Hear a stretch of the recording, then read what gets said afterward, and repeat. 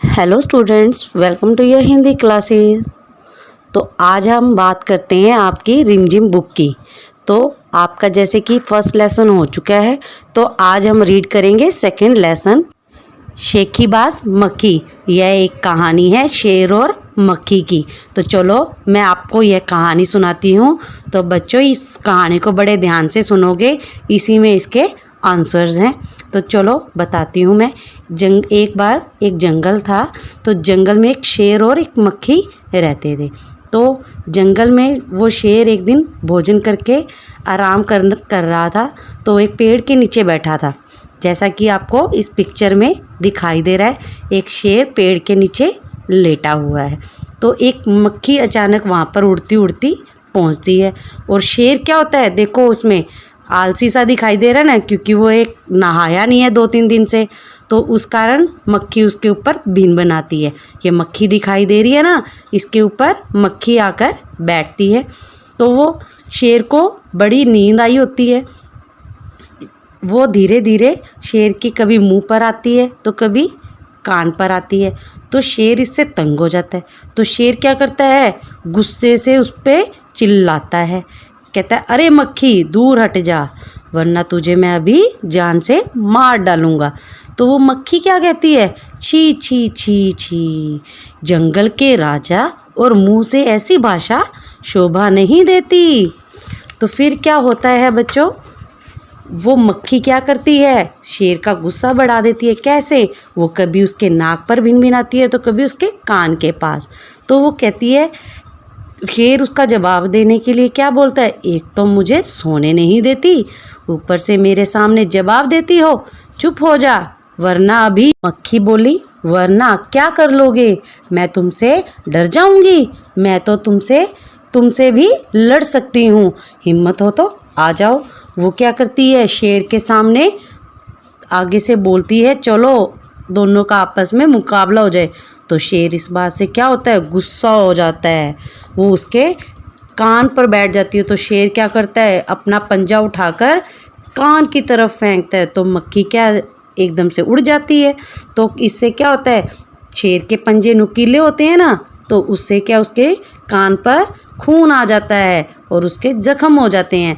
और ऐसे करती करती 2-3 बार कभी उसके गाल पर बैठती है तो कभी उसकी नोज़ पे बैठती है, नाक पे बैठती है। आप देखोगे उसके नाक पे खून आ रहा है, तो इसी कारण आ जाता है। वो अपने पंजे से जब मक्खी को पकड़ता है तो उसके खून आ जाता है।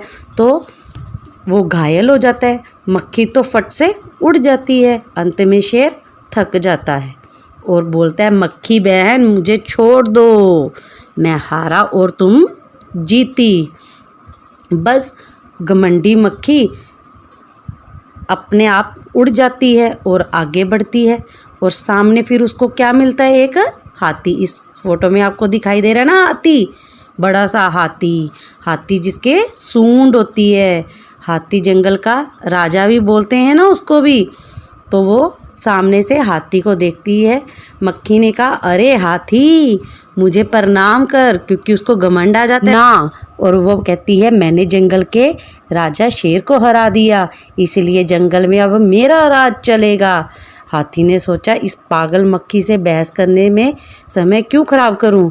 हाथी ने अपनी सूंड ऊपर उठाई और मक्खी को प्रणाम किया। आप देख सकते हो ना तस्वीर में, वो उसको प्रणाम करता है। फिर वो आगे निकल जाती है। सामने से आ रही एक लोमड़ी को देखती है। तो लोमड़ी मंद मंद मुस्कुराने लगती है, क्योंकि वो उसको हंसी आ रही होती है। इतने में मक्खी लोमड़ी से कहा, अरे लोमड़ी मुझे प्रणाम करो। फिर वही बात, उसमें घमंड आ जाता है। तो वो इसी चीज़ को अपना फ़ायदा उठा के सबको यही बोलती जाती है कि मुझे प्रणाम करो। मैंने जंगल के राजा शेर को और विशाल हाथी को, मतलब जो बड़े साइज़ में आकार में बड़ा होता है, उस हाथी को भी हरा दिया है।